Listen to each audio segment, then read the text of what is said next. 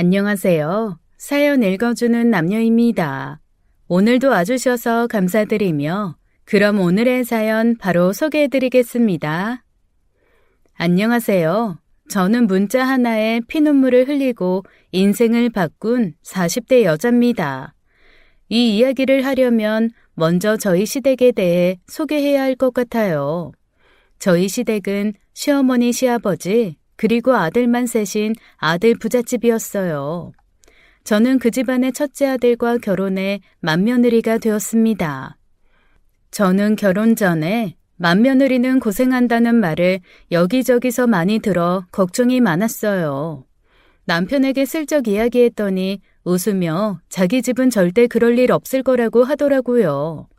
자기 부모님은 아들놈은 징그럽다며 평생 딸을 바라셔서 며느리가 들어오면 공주처럼 잘해줄 거라나요? 그 말을 믿지는 않았지만 그래도 남편이 좋아서 결혼했죠. 그런데 사실이더라고요. 시부모님은 정말 다정하고 정이 많은 분들이셨고 형제들도 사이가 좋았어요.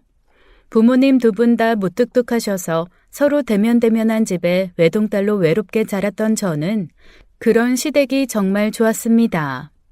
마침 집도 10분 거리에 가깝게 살아서 친구 집 놀러가듯 자주 놀러가곤 했어요. 저희 시부모님은 저를 딸처럼 예뻐해 주셔서 저는 사랑을 독차지하며 지냈답니다. 그러던 중 첫째 서방님이 결혼을 하셔서 저에게는 첫 번째 동서가 생겼어요. 저는 친자매처럼 사이좋게 지낼 생각에 설렜답니다. 그런데 첫째 동서는 성격이 저와 정반대라서 저희는 처음부터 극과 극이었어요. 요즘 유행하는 MBTI 아시나요?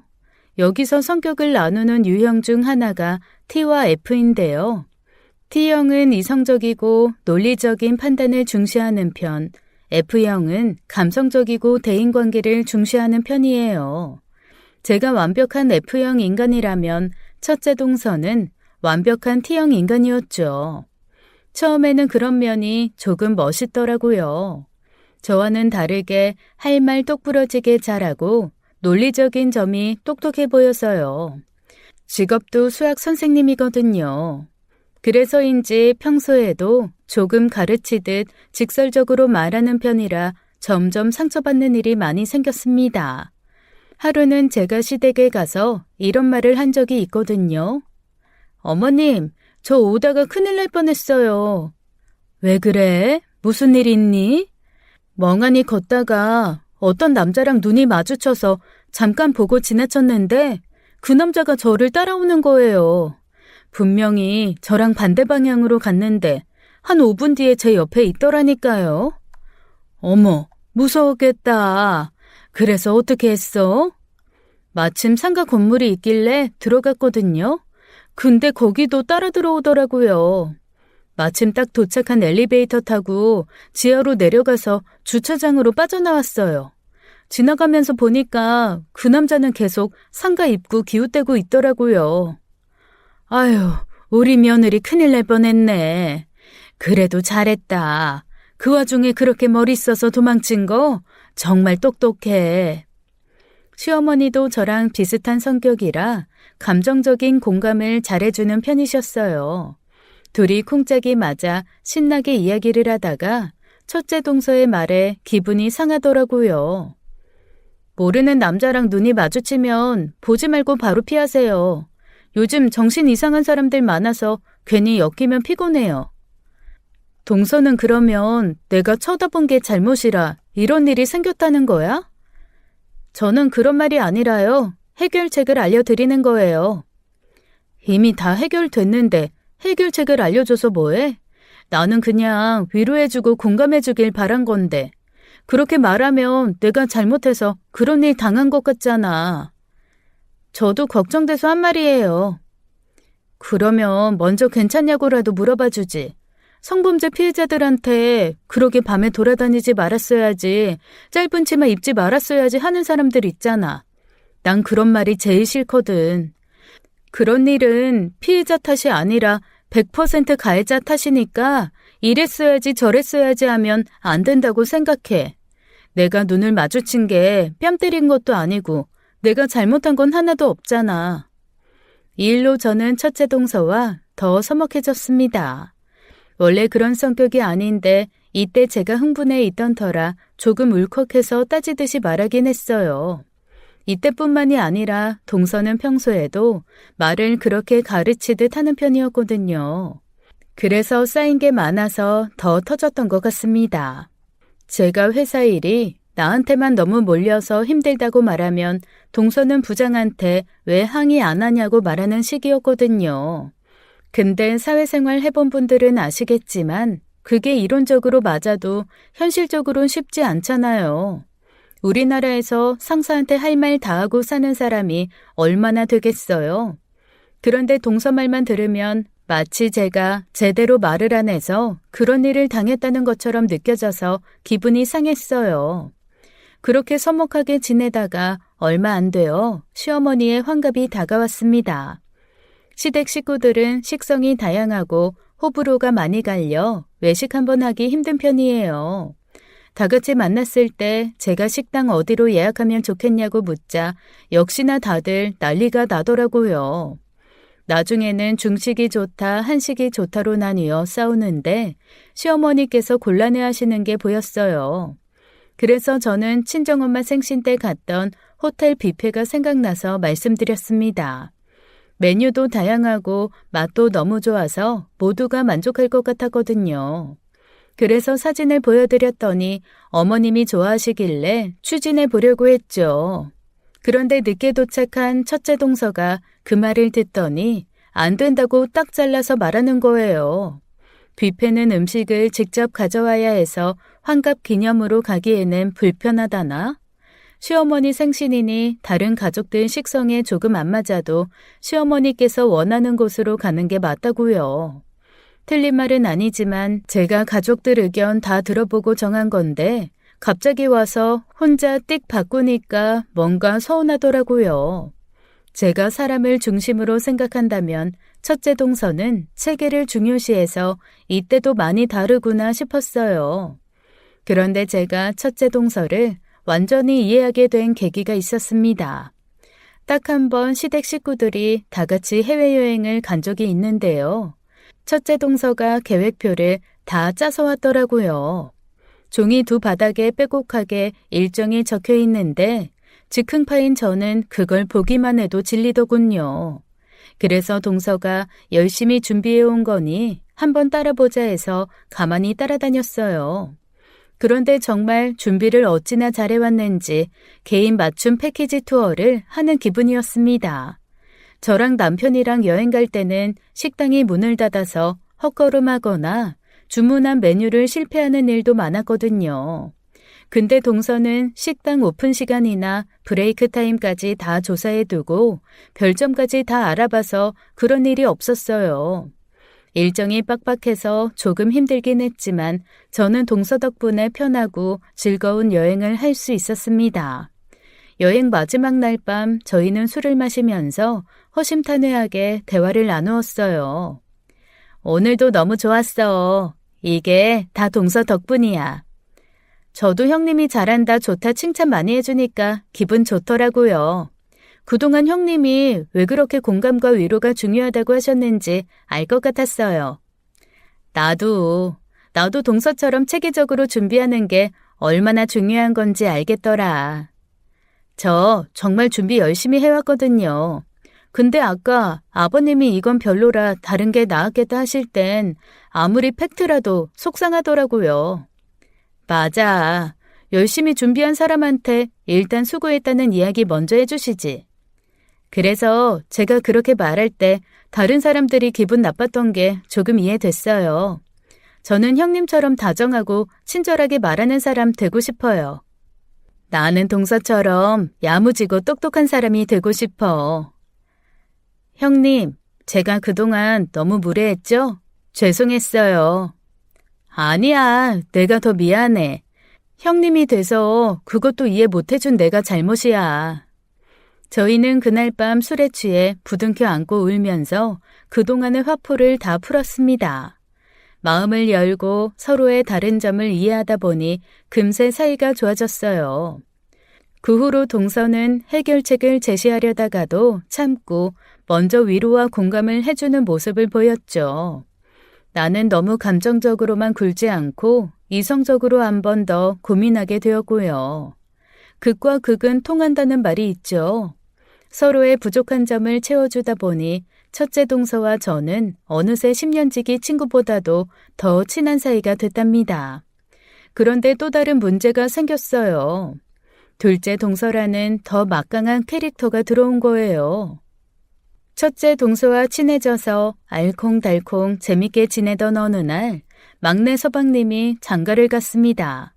그때 막내 서방님이 20대 후반이었고 여자친구는 20대 중반의 어린 나이였기에 다들 놀랐죠. 저는 그때 첫 임신을 한 터라 일을 그만두고 가정주부로 지내던 시기였어요. 그래서 시부모님을 도와서 막내 서방님의 결혼 준비를 함께 했죠. 둘째 동서는 첫 만남부터 놀라웠어요. 처음 시댁에 인사를 왔는데 그때가 여름이긴 했지만 아무리 그래도 너무 파격적인 등장이었습니다. 휴양지에서나 볼 법한 짧은 반바지에 민소매 블라우스를 입고 왔거든요. 머리카락도 무려 분홍색이었어요. 저랑 10살 넘게 차이가 나서 이런 게 세대 차이인가 싶어 말문이 막혔답니다. 이야기를 들어보니 직업이 헤어 디자이너라길래 개성 있는 외모가 이해되긴 했지만요. 그런데 진짜 문제는 옷차림이 아니라 말투와 성격이었어요. 둘째 동서는 뭐랄까 말이 뇌를 거치지 않고 입에서 바로 나오는 타입 같았거든요. 우리 애랑은 어떻게 처음 만난 거예요? 혹시 대학교에서 만났나? 아니요. 저는 대학 안 나왔어요. 공부하기 싫어서 안 했거든요. 그래요? 꼭 대학을 나와야만 하는 건 아니니까요. 지금 자기 일 잘하고 있으니 얼마나 보기 좋아요. 그럼 어렸을 때부터 헤어 디자이너가 꿈이었어요? 그건 아닌데 딱히 할 만한 일이 없어서 하게 됐어요. 고졸은 선택할 수 있는 직업이 많지가 않더라고요. 얘가 겸손해서 말을 그렇게 하는 거예요. 지금 미용실에서 얼마나 잘 나간다고요. 조금 있으면 실장으로 승진도 될 거래요. 성실하게 일을 잘하나 보네요. 그렇지. 사람은 그저 성실한 게 최고예요. 그게 아니라 원래 계시던 실장님이 사고치고 쫓겨나서 그래요. 친한 손님한테 돈을 빌려서 들고 날랐다는데 그것 때문에 한동안 난리가 났었어요. 그래도 덕분에 승진하게 생겼으니 저한텐 잘된 일이죠. 다른 식구들이 애써서 분위기 풀어놓으면 이렇게 본인이 다시 폭탄을 던지는 일의 반복이더라고요. 눈치는 또 얼마나 없는지 바지가 너무 짧아서 막내 서방님이 민망해하며 담요를 덮어줬는데 덮다며 치우고 말할 때 음식이 많이 튀어서 막내 서방님이 조심하라고 계속 눈치를 주는데도 모르고 다들 먹기 편하게 가운데 뒀던 고기 반찬도 자기 앞으로 옮겨와서 먹더라고요. 어른들이랑 식사하는 자리에서 어떻게 저렇게 눈치 하나 안 볼 수 있는지 이게 요즘 말하는 MZ세대라는 건가 싶어서 신기하더라고요. 신인류를 보는 것 같았어요. 어쨌든 막내 서방님과 둘째 동서는 무사히 결혼을 했고 저희는 한 식구가 되었답니다. 저는 처음에 둘째 동서가 아직 어려서 뭘 잘 모른다고 생각해서 잘 가르쳐 주려고 노력했어요. 혹시라도 기분 상해할까봐 말도 며칠 동안 고르고 골라서 했거든요. 그런데 둘째 동서가 글쎄 저보고 꼰대냐고 하더라고요. 너무 충격적이었어요. 별것도 아니고 그냥 물을 다 마셨으면 다음 사람을 위해 냉장고에 넣어 놓아야 한다는 기본적인 말이었거든요. 그리고 그때 저도 30대 중반이라 그렇게 나이가 많을 때도 아니었다고요. 그 뒤로는 둘째 동서 앞에서 무슨 말을 못하겠더라고요. 첫째 동서는 원칙과 체계를 중시하는 사람이라 아닌 건 아니라고 얘기해야 하는 성격이거든요. 그러면 잔소리한다고 싫은 티를 팍팍 내거나 가끔은 울기까지 해서 저희만 나쁜 사람이 되어버렸죠. 그래서 저희는 결혼 초까지만 해도 막내 동서와 갈등이 심했습니다. 그런데 막내 서방님이 결혼한 지 1년이 지난 어느 날이었어요. 막내 서방님이 큰일이 났다며 남편에게 전화를 했더라고요. 막내 서방님이 운영하는 맥주바에 고등학생들이 몰래 와서 술을 마시다 경찰에 걸린 거예요. 알바생이 분명히 신분증 확인했다는데 이 영악한 아이들이 신분증을 교묘하게 위조했던 거죠. 잘못은 학생들이 해도 처벌은 업주가 받더라고요. 그 일로 막내 서방님의 맥주바는 60일 영업 정지 처분을 받았습니다. 2달이나 장사를 못한다니 비싼 월세를 내야 하는 자영업자한테는 청천벽력 같은 일이었어요. 가게 안 연다고 건물주가 월세도 안 받을 리는 없으니까 말이에요. 게다가 마침 지난달에 인테리어 공사를 크게 해서 목돈을 다 써버린 상태라 큰 위기였어요. 월세는커녕 당장 알바생들 월급 줄 돈도 없어 전전긍긍하는 막내 서방님을 보니 안타깝더라고요. 결국 가게 문을 닫아야 하나 하는 고민까지 하고 있기에 결단을 내렸습니다. 저와 첫째 동서가 함께 모으던 적금을 깨서 일단 막내 서방님에게 빌려주기로 한 거예요. 다행히 그걸로 급한 불은 끌 수 있었죠. 며칠 후 저희가 시댁에서 함께 저녁을 먹고 있는데 술에 많이 취한 둘째 동서가 찾아왔더라고요. 형님, 어떻게 그러실 수가 있어요? 내가? 나 또 뭐 잘못했어? 저희 갑자기 너무 궁지에 몰려서 사채라도 빌려야 하나 했는데 어떻게 저희를 도와주실 수가 있냐고요. 저 미워해서 안 도와줄 줄 알았단 말이에요. 가족끼리인데 형편되는 사람이 돕고 사는 거지. 원래 가족은 그런 거야. 만약 동서였으면 우리 안 도와줬을 거야? 네, 저는 안 도와드렸을 것 같아요. 뭐? 참나 어이가 없어서. 지금 그걸 형님들 앞에서 말이라고 하는 거야? 그렇잖아요. 서로 먹기 살기 바쁜데 요즘 형제 그런 게 어디 있어요? 저는 그렇게 보고 배우면서 자랐거든요. 어렸을 때 엄마 돌아가시고 아빠가 일용직 일하면서 저희 3남매 키우셨는데요. 오빠들은 막내인 저 보살펴주긴커녕 제가 가진 것도 다 빼앗기 바빴거든요. 그랬구나. 힘들었겠다. 진짜 힘들었다니까요. 제가 용돈 받은 거 숨겨놓으면 어떻게 알았는지 쏙쏙 찾아서 훔쳐가고 아껴 먹으려고 둔 과자도 학교 갔다 오면 오빠들이 다 먹어치워서 없었어요. 저는 형제는 그런 건 줄 알았어요. 그래도 진짜 힘든 상황이 닥치면 도와주러 올걸? 가족은 돕고 사는 거야. 진짜 그런 거예요? 가족은 내 편이라는 거 전 이번에 처음 알았거든요. 앞으로도 계속 저희 편 해주실 거예요? 그럼 앞으로 우리가 많이 도와줄게. 걱정하지 마. 약속하신 거예요? 그러면 저도 이제 잘할게요. 진짜 언니 동생처럼 말도 잘 듣고 착하게 굴게요. 그렇게 말하고 코까지 골며 잠든 둘째 동서가 짠하기도 하고 또 사랑스럽기도 했습니다. 어려서 엄마를 잃고 거친 아빠와 오빠들 밑에서 험하게 크느라 힘들었겠구나. 그래서 우리한테도 일단 방어막을 쳤던 거구나 하는 생각이 드니까 앞으로는 더 잘해주고 싶더라고요. 그날의 대화 이후로 저희는 정말 속마음까지 다 터놓고 지내는 친한 사이가 되었습니다. 지금까지 들으면서 혹시 동서들이 빌런인가 싶으셨죠? 아니에요. 두 동서는 제 인생의 은인들이자 아직까지도 저의 가장 절친한 친구들입니다. 저희 셋이서 진짜 나쁜 놈을 물리친 본격적인 이야기 지금부터 들려드릴게요. 제가 결혼한 지 10년쯤 지났을 때였어요. 엄마 껌딱지라 절 힘들게 하던 아이가 어느 정도 커서 혼자서도 유치원을 씩씩하게 잘 다니기 시작했습니다. 남편 일도 탄탄대로라 이대로라면 좋겠다 싶을 시기였어요. 남편도 시댁도 결혼 초처럼 여전히 잘해주어서 저는 정말 복이 많다는 생각까지 하고 있었답니다. 그런데 어느 날 출근 준비하던 남편이 말했어요.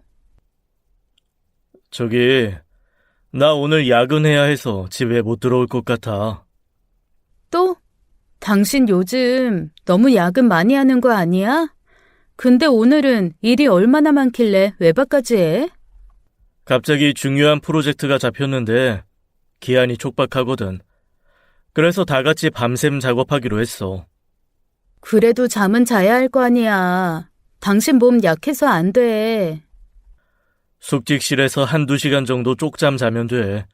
다 같이 밤새는 건데 나만 자고 온다고 할 수 없잖아. 그건 그렇지. 아유, 당신 힘들어서 어떻게 해? 내가 한의원 가서 보약이라도 좀 지어와야겠다. 이 정도로는 끄떡없어. 애보랴 살림하랴 힘든 당신이나 보약 챙겨 먹어. 아니면 밥이라도 잘 챙겨 먹게 내가 저녁 도시락 만들어 갈까? 당신 좋아하는 갈비랑 약밥 해줄게. 저녁도 그냥 다 같이 때워야 할 거야. 알아서 잘할 테니까 너무 걱정하지 말고 오늘 문단속 잘하고 자. 저는 남편이 너무 고생스럽겠다 싶어서 걱정하며 남편을 보냈습니다. 정신없이 아이를 준비시켜 유치원에 보내고 한바탕 집안일을 하고 나니 심심해지더라고요. 그때 마침 둘째 동서가 제가 좋아하는 빵을 잔뜩 사들고 저희 집에 놀러 왔습니다. 미용실이 쉬는 날인데 막내 서방님도 지방에 새로 차릴 가게 자리를 보러 출장 갔다고 하더라고요. 이 소식을 들은 첫째 동서도 오랜만에 한잔하자며 아이를 서방님께 맡기고 놀러 왔어요. 다정한 첫째 서방님은 저희 아이도 유치원 끝나면 자기가 데려와서 돌보겠다고 하더라고요. 오랜만에 여자들끼리 좋은 시간을 보내라고요. 일과 살림, 육아에서까지 해방된 저희 셋은 오랜만에 신나게 놀았습니다. 마음 놓고 놀다 보니 어느새 저녁 9시가 넘었더라고요. 제 핸드폰에 알림음이 울려서 보니 문자가 한 통 와 있었습니다. 당신 남편은 지금 저랑 바람 피우고 있어요. 이게 무슨 일인가 싶어서 정신을 못 차리고 있는데 10분 간격으로 문자가 계속 들어오기 시작했습니다. 제 남편과 같이 맞추었다는 커플링 사진, 5주년 기념으로 갔던 해외여행 사진 같은 것들이었죠. 둘이 결혼이라도 한 것처럼 스튜디오에서 찍은 웨딩 사진도 있었어요. 제가 덜덜 떨리는 손으로 핸드폰을 보고 있는데 또 다른 문자가 들어왔습니다. 당신 남편은 저밖에 모르는 남자예요. 절 만나서 너무 행복하다고 저랑 결혼하고 싶대요. 제발 이제 그만 이 사람 놔주세요. 저희는 놀라서 서로의 얼굴만 바라보고 있었어요.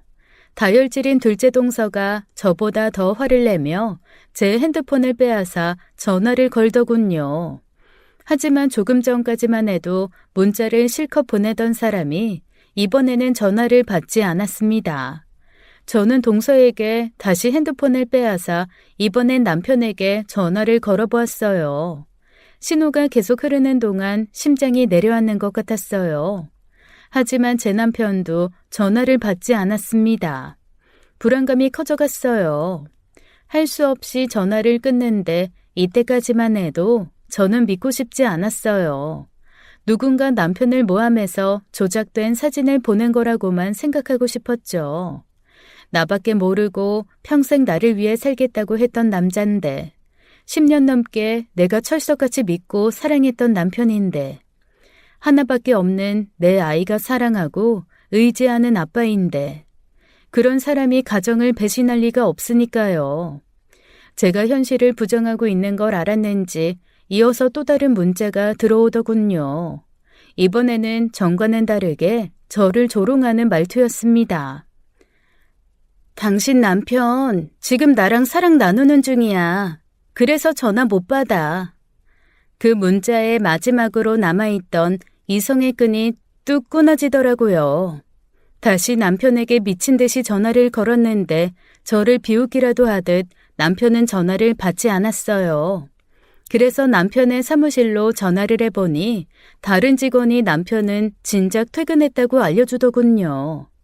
남편이 저에게 거짓말을 했다는 걸 알게 되니 하늘이 무너지는 기분이었어요. 이 문자가 사실이라는 걸 더 이상 부정할 수 없었거든요. 저는 결국 바닥에 주저앉아서 엉엉 울고 말았습니다. 제가 울자 동서들이 같이 울며 저를 안아주었어요. 그렇게 셋이 한참을 울고 나니 이제는 분노가 치솟아 오르더라고요. 나 몰래 바람을 피운다니. 어떻게 애아빠가 나한테 이럴 수가 있지? 저도 너무 충격이네요. 아무리 바람 피우는 유부남들이 많다고 해도 아주버님이 이러실 줄 꿈에도 몰랐어요. 아주버님은 집 밖에 모르고 책임감으로 똘똘 뭉친 사람 같았는데. 일이 많아서 피곤해하기에 나는 보약 지어줄 생각까지 하고 있었는데 그게 바람이나 피우고 다니느라 바쁘고 피곤한 거였어? 믿을 놈 하나 없다더니 역시 남자들은 다 똑같다니까요. 당장 이혼할 거야. 상간녀 주제에 감히 나한테 이딴 사진들을 보내? 이혼할 때 증거로 쓰면 딱이겠네. 안 돼요, 형님. 지금은 이혼하시면 안 돼요. 동서, 지금 제정신이야? 배우자 두고 바람 피우는 남자를 참고 살라는 말이야? 그게 아니라 영리하게 행동해야 한다는 거죠.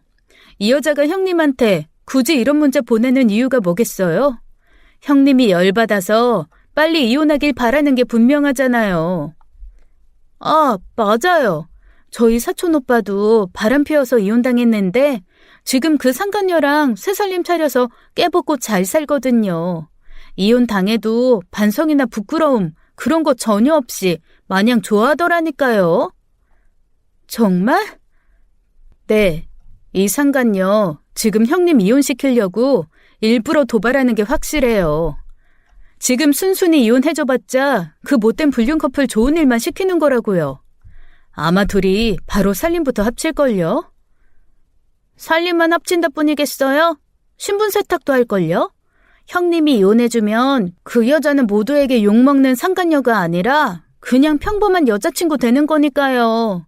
지금은 숨어서 만나지만 그때는 애인이라면서 신나게 돌아다닐 텐데 그 꼴 보실 수 있겠어요? 안 되지. 그 꼴은 절대 못 보지. 동서들 말대로 해야겠어. 그러셔야죠. 그리고 제가 아는 변호사 친구 소개시켜 드릴 테니까 상담부터 받아보세요. 동서들이 있어서 정말 다행이야. 혼자 있었으면 너무 힘들고 속상해서 죽고 싶었을 것 같아. 그런 말씀 마세요. 저희가 옆에 있잖아요. 혹시라도 내가 마음 약해지면 정신 차리게 해줄 거지? 걱정 마세요, 형님. 저희가 도와드릴게요. 네, 형님한테 이런 짓 한 아주버님이랑 더러운 상간녀 저희도 절대 가만두지 않을 거예요. 저는 동서들의 말에 당장 이혼하려던 마음을 접었습니다. 남편과 그 여자 사이를 먼저 깨트리는 게 우선이라고 생각한 거예요. 그러니 절대 순순히 이혼해 줄 수는 없었죠. 날 배신하고 상처 줬듯이 남편의 인생도 철저히 망가뜨려 버리겠다 다짐했답니다. 상간녀 역시 마찬가지였어요. 남의 가정을 파괴해놓고 뻔뻔하게 피해자를 조롱하고 농락한 죄를 물게 해줄 거예요. 제가 흘린 눈물 이상으로 피눈물을 흘리게 해줄 참이었습니다. 저에게는 두 동서라는 든든한 지원군이 있었으니 할 수 있다는 용기가 생겼어요. 그날 술 마시고 한바탕 울며 저희 셋은 복수를 준비하기 시작했습니다. 그날 밤 저는 동서들이 돌아간 후에도 몇 잔을 더 했지만 그래도 잠이 오지 않더라고요. 누워있는 내내 남편과의 지나간 추억들만 주마등처럼 머릿속을 스쳐 지나갔습니다. 지금이라도 들어와서 아니라고 해명해줬으면, 여전히 날 사랑한다고 말해줬으면 했는데 남편은 연락도 없이 밤새 들어오지 않았어요. 결국 저는 뜬 눈으로 밤을 지새웠죠. 다음 날 남편이 아무렇지도 않다는 듯 뻔뻔한 얼굴로 들어와 말하더군요. 우리 딸은 어디 갔어? 동서랑 서방님이 대신 봐주고 있어. 잘했네. 엄마 아빠 싸우는 걸 애가 봐서 좋을 게 없지. 그걸 아는 사람이 밖에서 불륜이나 저지르고 다녀? 아이 보기 부끄럽지도 않니? 더러워 정말. 더럽다니. 우린 그냥 서로 사랑하는 거야. 마음이 변한 걸 어떻게 하겠어. 당신도 이제 다 알게 됐으니까 우리 이제 그만 이혼하자. 이혼? 네가 뭘 잘했다고 감히 내 앞에서 이혼이란 말을 꺼내? 그럼 어쩌겠어. 일이 이렇게 된 마당에. 사람 마음이 마음대로 되는 게 아니잖아. 나는 이제 그 사람을 사랑한다고.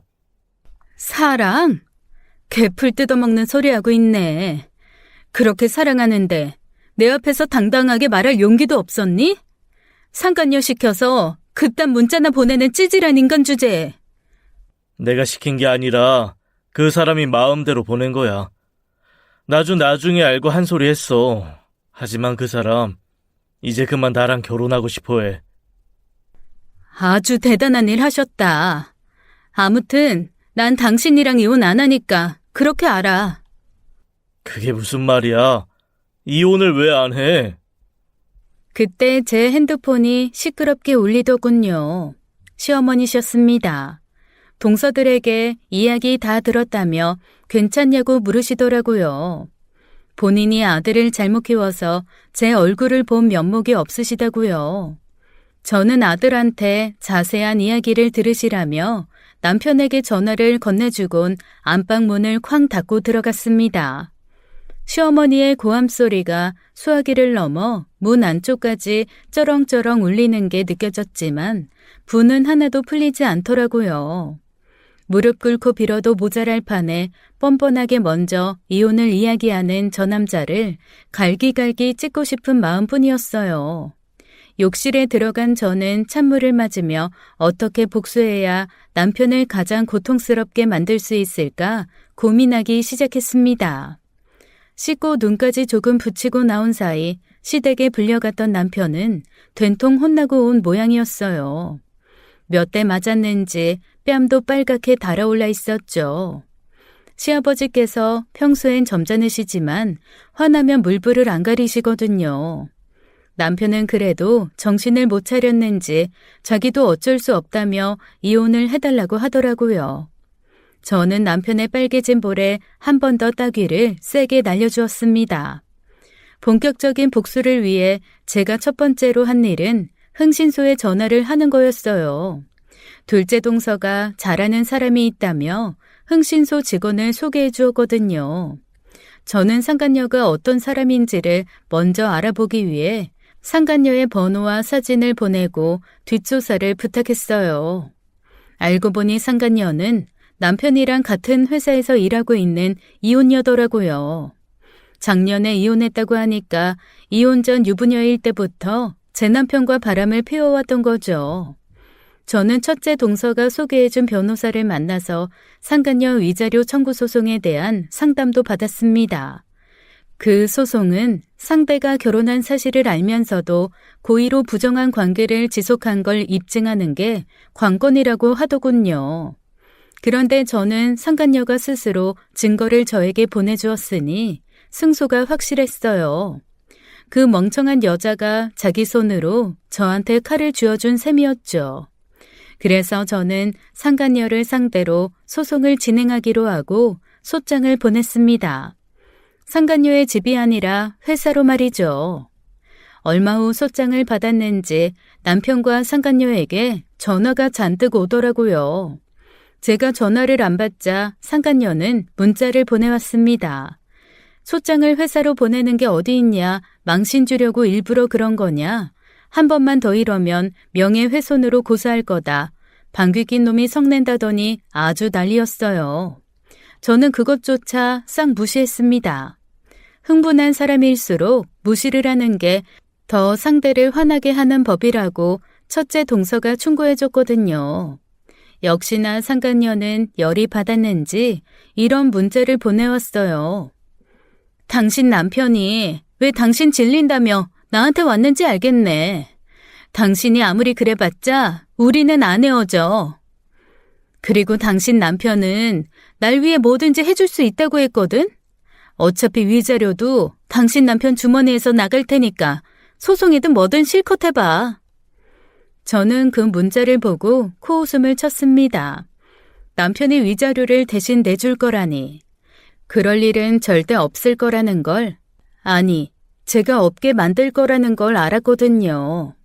그 후 남편은 상간녀에게 계속 시달리는 눈치였어요.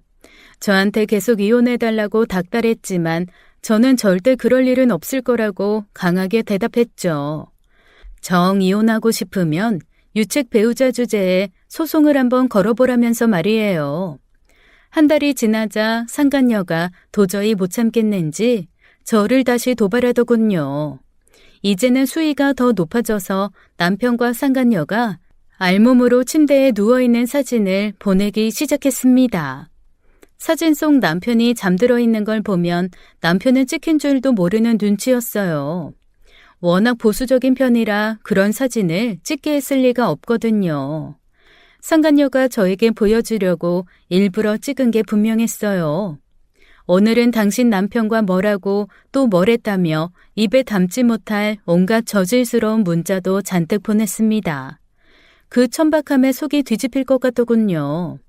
만나도 어쩌면 이런 여자를 만난 건지 남편한테 남아있던 마지막 정까지도 다 떨어지는 기분이었어요. 하지만 상처받지 않는 걸 보니 저도 이제 마음 정리를 다 끝낸 것 같아서 안심이 됐습니다. 저는 그것들을 전부 다 잘 저장해서 변호사에게 보냈어요. 그리고 두 번째 추가 소송을 시작하며 소장을 또 보냈죠. 상간녀가 회사로 보내지 말라고 했으니 이번엔 그 상간녀의 부모님 집 앞으로 보냈습니다. 얼마 후 모르는 번호로 전화가 와서 받아보니 웬 여자가 찢어지는 비명을 지르더군요. 상간녀였어요. 너 미쳤어? 어떻게 그걸 우리 엄마한테 보낼 수가 있어? 당신 부모님도 아셔야죠. 당신들 딸이 밖에서 무슨 짓을 하고 다니는지. 그렇게 부모님 얼굴에 먹칠할 일을 왜 하고 다녀요? 아무리 그래도 이건 우리 두 사람 일이잖아. 넌 페어플레이란 말도 몰라? 불륜이나 하는 주제에 페어플레이라는 말을 입에 담는 게 더 어이가 없네요. 정말 부끄러운 줄을 모르나 봐요. 당신 자꾸 이러면 난 당신 딸 유치원에 찾아가는 수가 있어. 가서 당신한테 보낸 사진 보여주면서 아빠가 무슨 짓 하고 다니는지 다 알려줄 거야. 너 정말 바닥이구나.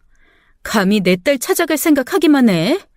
인터넷에 네가 보낸 사진들 다 올려서 얼굴 못 들고 다니게 해줄 테니까. 그런 짓 절대 못할걸? 그거 명예훼손 그런 걸로 걸릴 텐데 너 콩밥 먹고 싶어? 내 딸 가지고 협박하는 여자한테 내가 무슨 짓을 못하겠어. 내 딸 건드리기만 해봐. 갈기갈기 찢어버릴 테니까. 아니, 그 전에 네 애인이 먼저 널 가만 안 둘걸? 그 사람이 아내는 배신했어도 아직까지 딸은 사랑하거든. 과연 날 선택할지 딸을 선택할지 두고 보면 알겠지.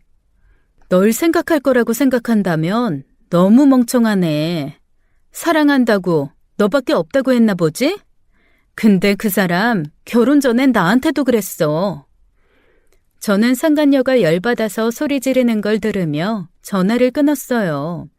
웃어주고 싶었지만 제 속은 분노로 부글부글 끓고 있었죠.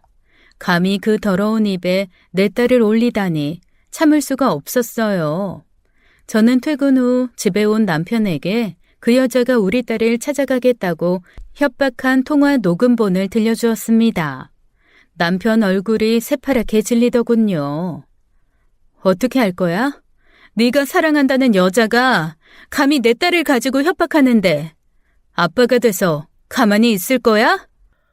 그냥 홧김에 한 말일 거야. 이 여자 마음 여리고 착한 사람이라 절대 그런 짓 못해. 너는 이게 마음 여리고 착한 사람 목소리로 들리니? 콩깍지가 씌워도 단단히 씌웠네. 그 여자 단속 똑바로 해. 내 딸 찾아가는 날엔 너희 둘 다 가만 안 둘 테니까. 내가 잘 이야기할게. 절대 아이한테 상처 주는 일 없을 거야. 그런데 무슨 사진을 보여준다는 거야? 저는 그동안 남편의 상간녀가 보내온 사진과 문자들을 보여주었어요. 남편의 입이 경악으로 떡 벌어지더군요. 제 예상대로 남편 몰래 찍은 사진들이 분명했어요. 남편은 아니라고 말은 했지만 그 여자의 막장 행각에 놀란 눈치였습니다. 저도 저 나름대로 놀랐어요. 저한테 이렇게 폐악을 부렸던 사람이 남편 앞에서는 여리고 착한 척 했다는 게 어이가 없었거든요. 그걸 믿고 있는 남편은 더 황당했고요. 이런 걸 찍었는지 몰랐어. 이 사진들 당장 지워줘. 보라고 보낸 걸 내가 왜 지워? 그 여자한테나 가서 다신 이런 짓 못하게 해. 한 번만 더 나한테 연락해서 협박하면 나도 이 사진들 그대로 그 여자 집이랑 시댁에 보내버릴 거야. 안 돼. 제발 이 사진 아무한테도 보여주지 마. 그게 무서운 사람이 불륜을 하니? 꼴도 보기 싫으니까 내 집에서 당장 꺼져. 남편은 짐을 대충 싸서 쫓겨나듯 집을 나갔습니다. 그 여자한테 가서 뭐라고 했는지는 모르지만 그게 통했는지 그 뒤로 저에게 연락이 안 오더라고요. 하긴 아무리 여자한테 환장한 남자여도 자식까지 건드리는 건 못 참을 거예요. 하지만 어찌나 질긴지 둘은 헤어지지도 않더라고요. 정말 한 쌍의 바퀴벌레 커플이 따로 없었습니다. 저는 동서들과 만나서 그 여자가 날 협박했다는 이야기를 했어요. 다들 저보다 더 열받아 하며 그 여자한테 치를 떨더라고요. 저희 세 사람은 상간자 소송을 계속해야 한다는 이야기를 나누다가 헤어졌습니다. 그런데 다음 날 남편이 화가 난 목소리로 전화를 하더라고요. 둘째 동서가 회사에 나타나서 상간녀 머리채를 잡았다는 거예요. 놀라서 어안이 벙벙해 있는데 두 동서가 저희 집을 찾아왔습니다. 둘째 동서는 어디서 한바탕 뒹굴다 왔는지 머리가 산발이 돼서는 옷도 지저분하게 구겨져 있었어요. 아직도 분이 풀리지 않았는지 여전히 씩씩거리더라고요. 세상에, 이게 대체 무슨 일이야? 진짜 그 여자 찾아가서 싸우고 온 거야? 이야기 들으셨어요? 네, 도저히 안 되겠어서 제가 그 여자 찾아갔어요. 저도 뒤늦게 소식 듣고 찾아가서 말리다가 오는 길이에요. 어제까지만 해도 아무 말 없었잖아. 갑자기 왜 그런 거야? 생각할수록 열받잖아요. 지까짓 게 어떻게 감히 우리 조카를 걸고 협박해요? 그 얘기 듣고 너무너무 화가 나서 잠이 안 오는 거예요. 그래서 날 밝자마자 회사에 찾아갔죠. 그 회사 외부인은 잘 안 들여보낼 텐데. 제가 또 한총명하잖아요. 사람 많은 로비에서 난리를 쳐야 소문이 잘 나니까 소장 가져온 척하면서 그 여자 불렀어요. 그랬더니 순순히 내려와? 네. 형님이 또 고소한 줄 아셨는지 후다닥 내려오더라고요. 그래서 제가 바로 머리채 붙들고 이 상간녀야 너 죽고 나 살자 한 거예요. 그 여자 별것도 아니던데요. 삐쩍 말라가지고 한 주먹거리도 안 돼서 제가 이겼잖아요. 동서도 이렇게 자꾸 말랐는데 힘이 어디 있다고. 어디 다친 데는 없어? 그럼요. 제가 학교 다닐 때 좀 놀았거든요. 이 정도는 아무것도 아니에요. 뺨도 때리고 싶었는데 사람들이 말려서 못한 게 너무 아쉽다니까요. 그래도 제가 불륜 저지른 상간녀라고 고래고래 소리 지르고 와서 소문은 다 났을 거예요. 앞으로 얼굴 못 들고 다닐걸요? 대단하다 정말. 그러다가 폭행죄로 잡혀가면 어떻게 하려고. 잡아가라죠. 형님이 저한테 어떤 분인데. 저도 형님을 위해 그 정도는 할 수 있어요. 어른으로서 그러면 안 됐다고 말해야 하는데 나 지금 속이 너무 후련해서 그런 가식도 못 들겠다. 고마워.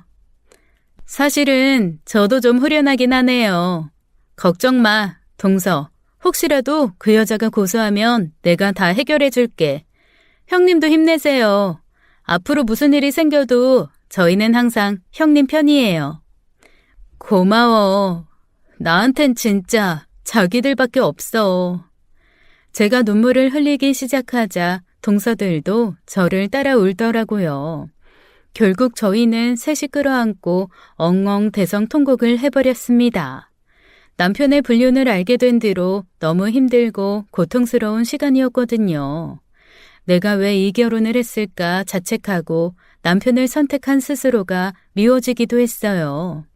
하지만 이 결혼으로 저를 생각해주는 좋은 친구 둘을 얻었으니 다행이라는 생각도 들더라고요. 그날 뜨거운 전우회 같은 걸 쌓은 저희는 더 돈독해졌답니다. 그 일로 외도가 드러난 상간녀는 얼마 지나지 않아 회사에서 잘렸다고 하더라고요. 계약직이었기 때문에 쉽게 내쳐진 모양이었어요. 남편은 정규직이라 잘리진 않았지만 회사 내에서 입지가 좁아졌다고 하고요. 그 정도로는 성에 차지 않았지만 그래도 아주 큰 선물을 받은 기분이었습니다. 하지만 둘은 그때까지도 끈질기게 붙어있더군요. 이제 정말 끝내버려야겠다 생각한 저는 흥신소에 다시 불륜 증거를 모아달라고 부탁했습니다. 얼마 후 흥신소에서는 남편과 상간녀의 동거 사실을 입증할 수 있는 자료를 가져다 주더라고요. 저는 그걸 가지고 세 번째 상간자 소송을 진행했습니다. 결국 상간녀는 1차 소송에서 위자료 2천만 원, 2차 소송에서 위자료 3천만 원, 3차 소송에서 위자료 5천만 원, 총 1억 원의 위자료 폭탄을 맞게 되었죠. 저는 그때까지도 계속 이혼을 안 해주고 있었거든요. 그러니 두 사람이 무슨 짓을 하든 불륜의 증거만 정립될 뿐이었어요. 소송 결과가 나오기 시작하자 남편은 충격을 받은 것 같았어요. 자기들은 사랑이라고 우기지만 그건 세상 누가 봐도 법적으로 봐도 부정한 행위가 확실했으니까요. 자신들의 더러운 불륜 행각을 증거로 하나하나 보는 것 역시 멀쩡한 정신으로는 못할 일이었을 거예요. 회사에서는 계속 내쫓을 빌미만 찾고 상간녀는 계속 빨리 이혼하란 투정만 부리니 남편도 힘든 모양이었습니다. 결국 남편은 상간녀와 같이 살던 집에서 나와 원룸으로 이사를 가더니 곧 상간녀와 완전히 헤어졌어요. 저는 흥신소를 통해 그 소식을 계속 전해 듣고 있었어요.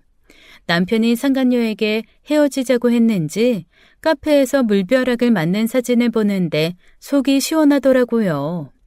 저는 속으로 웃으며 조용히 기다렸습니다. 남편이 이제 어떻게 나올지는 뻔했거든요. 역시나 며칠 못 가 저에게 찾아와 무릎을 꿇고 빌더라고요. 다시는 이런 일이 없을 테니까 제발 한 번만 용서해달라면서 말이에요. 아이를 생각해서라도 한 번만 봐달라는데 얼마나 어이가 없던지. 왜 바람 피우는 사람들은 나쁜 짓 하기 전에는 아이 생각 1도 안 했으면서 용서를 빌 때만 애타령을 할까요? 저는 이 남자를 절대 용서할 생각이 없었지만 우선 생각해 보겠다는 말로 남편을 달래 돌려보냈습니다. 두 사람을 확실하게 끝장내기 위해서는 아직은 방심하게 해야 했거든요. 제 복수는 이제 클라이막스를 향해 가고 있었어요. 상간녀와 완전히 헤어진 남편은 내주기로 했던 상간녀의 위자료도 안 주는 모양이었습니다. 큰 소리 치다가 헌신짝처럼 버려진 상간녀를 보니 우습더라고요. 분명히 당신 남편은 나밖에 모른다, 나한테 뭐든지 해줄 거다라고 당당하게 말했던 사람인데 말이에요. 역시 사람은 앞일을 모르니 말조심하고 살아야 한다니까요. 회사도 잘리고 남편과도 헤어진 상간녀는 위자료를 낼 능력이 없는 것 같았습니다. 경제적으로 힘들어지니 살던 집도 줄여서 이사가고 아주 작은 중소기업에 취업했더라고요. 저는 상간녀가 새로 들어간 회사를 알아내서 월급을 차압 걸었습니다. 그러다 보니 새 회사에도 그녀가 불륜을 저질렀다는 소문이 쫙 퍼진 모양이에요. 상간녀는 사람들의 눈총과 비난을 견디지 못하고 결국 그 회사도 그만두었습니다. 그러자 마침내 상간녀가 저를 찾아와 무릎 꿇고 사과하더라고요. 제가 정말 잘못했어요. 한 번만 용서해 주시면 안 될까요? 남의 가정 파탄낸 주제에 나한테 욕하고 협박까지 하던 사람 어디 갔어요? 그때는 자기가 잘못하고 있다는 걸 모르겠던가요? 입이 10개라도 할 말이 없어요. 저 원래 그런 사람 아닌데 남자한테 눈이 멀어서 정신이 나갔었나 봐요. 저 벌 많이 받았으니까 제발 여기까지만 하고 용서해 주시면 안 될까요? 아직 멀었어요. 남의 눈에 눈물 흘리게 하면 자기 눈에 피눈물 흘린다는 말 몰라요? 그러게 인생을 똑바로 살았어야죠. 하지만 남편분이랑도 정말 헤어졌어요. 이제 그냥 둘이 잘 사시면 되잖아요. 그리고 솔직히 말해서 잘못은 제가 아니라 남편분이 더한 거 아니에요? 저는 남한테 나쁜 짓 했지만 가족을 배신한 건 남편분인데 왜 저한테만 이러세요? 그렇게 사랑한다더니 역시 본색이 다 나오네요. 걱정 말아요. 내 가정 파괴한 그 남자도 가만두지 않을 테니까. 그러면 제발 위자료만이라도 없었던 걸로 해주시면 안 될까요? 그건 당신이 저지른 짓의 대가니까 꼭 갚아요. 아니면 앞으로 어디를 취직하든 찾아가서 또 월급 차압할 테니까. 뒤늦게 집에 온 남편이 거실에 무릎 꿇고 있는 상간녀를 발견하곤 질질 끌고 나갔습니다. 상간녀는 너 때문에 내 인생 다 망가졌다며 따귀를 날려 남편 얼굴에 손톱 자국을 내더군요. 문 밖에서 두 사람이 고성을 지르며 싸우는 걸 듣고 있자니 이젠 정말 끝났다는 생각이 들었어요. 저렇게까지 바닥을 본 두 사람이 다시 만날 일은 없을 테니까 말이에요. 저는 바로 현관문 비밀번호부터 바꾸고 남편을 시댁으로 쫓아냈습니다. 그리고 준비해뒀던 이혼 소송을 시작했어요. 시부모님께서 찾아와 아들을 제발 한 번만 용서해달라고 부탁하시더라고요. 두 분은 저한테 정말 잘해주셔서 마음이 아팠지만 저는 신뢰를 배신한 사람과는 살 수 없다는 말로 거절했어요. 두 분께 받은 은혜는 갚아야 하니 이혼 후에도 아이는 자주 보여드리겠다고 말씀드리는 게 저의 최선이었습니다. 이혼 소송은 당연히 제가 이겼어요. 저는 원하는 만큼 재산을 분할받고 남편에게 위자료도 상당한 금액을 받았습니다. 양육권도 당연히 제가 가져왔으니 남편은 매달 양육비까지 지급해야 했죠. 이혼 후 남편은 원룸에서 혼자 외롭게 살다가 한 달에 한 번 정도 아이를 보는 게 전부였어요. 다 잃고 나니 그제야 가족의 소중함을 깨달았는지 술만 마시면 집 앞을 찾아와 울더라고요. 하지만 저는 절대 용서해줄 생각이 없으니 매번 쫓아냈죠. 그 정신으로 어떻게 일을 제대로 하겠어요. 남편은 큰 사고를 쳐서 회사에서도 잘린 모양이더라고요. 결국 갈 곳이 없어진 남편은 중국의 작은 회사로 취업해서 나라를 아예 떠났습니다. 이혼 후 저는 어떻게 살고 있냐고요? 재산 분할 받은 걸로 편의점을 하나 차렸어요. 목 좋은 곳에 자리 잡았다 보니 장사가 잘 돼서 결혼 전보다 훨씬 넉넉하게 살고 있습니다. 아이도 아빠는 없지만 저와 작은 아빠, 작은 엄마들의 사랑을 듬뿍 받으며 행복하게 잘 크고 있어요. 워낙 밝고 똑똑하고 사교성도 좋아서 초등학교에 들어간 이후로 늘 반장을 도맡아 하고 있답니다. 얼마 전에는 화이트데이에 받았다며 사탕을 잔뜩 가져왔더라고요. 학교에서도 인기가 많고 친구들이랑 잘 지내는 것 같아서 안심이 되더라고요. 그런 딸아이는 지옥 같았던 제 인생을 다시 천국으로 바꿔준 제 태양이랍니다. 시부모님은 아들이 안타까운지 한동안 저희 아이를 볼 때마다 우셨지만 이제는 아이 애교에 매번 웃느라 바쁘세요. 두 서방님은 형과는 다르게 다행히 책임감 있고 믿음직한 사람들이라 여전히 동서들과 잘 지내고 있습니다. 아마 형이 된통 당하는 걸 봐서 더 허튼 짓 할 생각을 못 할 거예요. 만약 그런 일을 저지른다면 저희 셋이 똘똘 뭉쳐서 복수할 거라는 걸 아니까요. 두 동서는 여전히 저와 친자매 같은 사이로 지내고 있답니다. 제가 이사를 와서 이제는 1시간 거리에 살지만 연락도 매일 하고 일주일에 한 번은 꼭 만나는 것 같아요. 저의 복수 이야기 어떠셨나요? 개인적인 이야기를 하는 게 부끄럽긴 하지만 나쁜 짓을 하면 꼭 되돌려 받는다는 걸 알리고 싶어서 이 글을 썼어요. 남의 눈에 눈물 나게 해서 내 눈에 피눈물 나는 일 없도록 다들 좋은 마음으로 행복하게만 사시길 기도할게요. 그럼 여기서 이야기를 마치겠습니다. 긴 이야기 듣느라 고생 많으셨어요. 지금까지 사연 읽어주는 남녀였습니다. 끝까지 시청해주신 여러분 감사드리며 저희는 다음 사연으로 돌아올게요. 감사합니다.